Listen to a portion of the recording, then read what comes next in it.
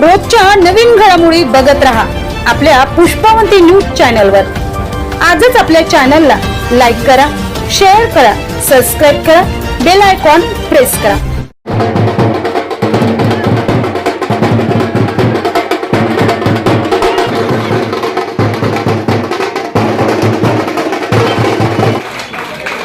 सचिन चव्हाण आणि सचिन ॲडव्होकेट शिंदे ही सलामीची जोडी मैदानात।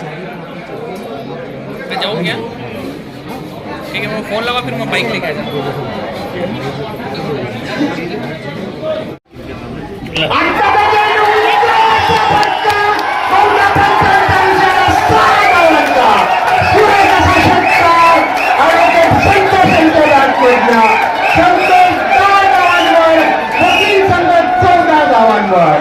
आता जिंकण्यासाठी 40 चेंडू आणि 28 धावा, 40 चेंडू 28 धावा।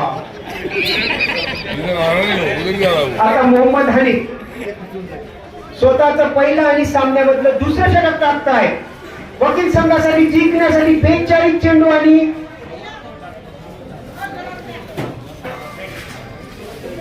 35 धावा, 42 चेंडू आणि 35 धावा। सामना करतील वीरेंद्र देशमुख मोहम्मद हनीफ यांच्या गोलंदाजीला।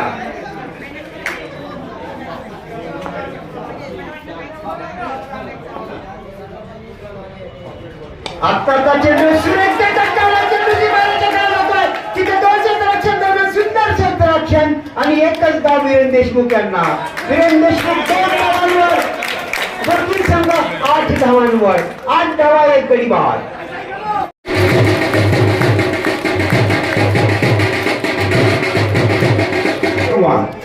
बेस्ट बॅट्समन सरपंच संघ म्हणून ज्यांनी काम पाहिलं ते जगतनाथ दीपक हरिंकर, दुसरे कॉमेंटेटर संदीप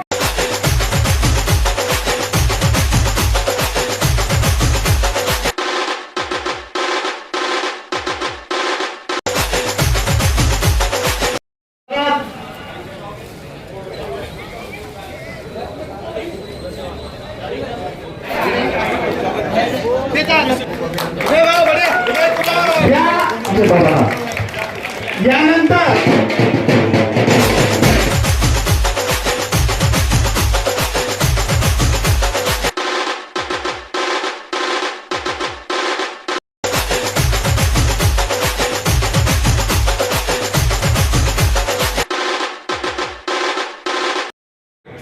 होगा आराम। क्रिकेट टुर्नामेंटचा समारोपीय दिवस आणि या ठिकाणी खेळलेल्या चमू आणि त्यामध्ये ट्रॉफी ज्यांना मिळालेली आहे चमू यांच्या बक्षीस वितरण समारंभाचे अध्यक्ष म्हणजे स्नेही ॲडव्होकेट आशिष देशमुख।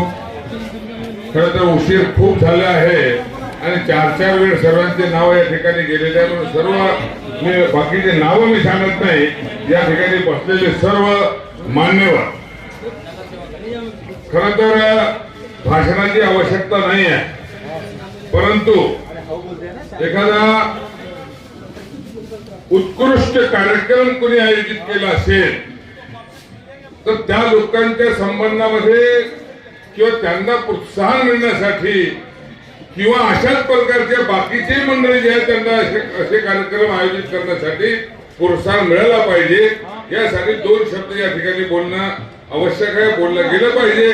मला माहिती आहे की उशीर भरपूर झालेला आहे, परंतु बऱ्या वेगवेगळ्या गोष्टी असतील जाणं येणं, परंतु आज या एकदम धकाधकीच्या जीवनामध्ये कोण तो वकील, डॉक्टर त्यांच्याकडे वेळ नाही, प्राध्यापक, पत्रकार, बाकी अजून ज्या ज्या मंडळींनी या ठिकाणी ज्यांचे चमू आले 16 चमू म्हणजे जे अधिकारी लोक आहेत, कर्मचारी लोक आहेत, ते डे टू डे आपल्या कामामध्ये असतात, त्यांच्यामध्ये आपले खेळण्याची इच्छा असते, खेळण्याचे गुण असतात किंवा 100, 200, 500 लोकांच्या समोर आमच्यातले काय गुण आहेत ते दाखविण्याची इच्छा असते, परंतु त्यांना अशा पद्धतीचा स्टेज मिळत नाही, प्लॅटफॉर्म मिळत नाही। तो प्लॅटफॉर्म या सर्व लोकांना मिळवून दिल्याबद्दल या पत्रकार संघाचं मी अभिनंदन करतो।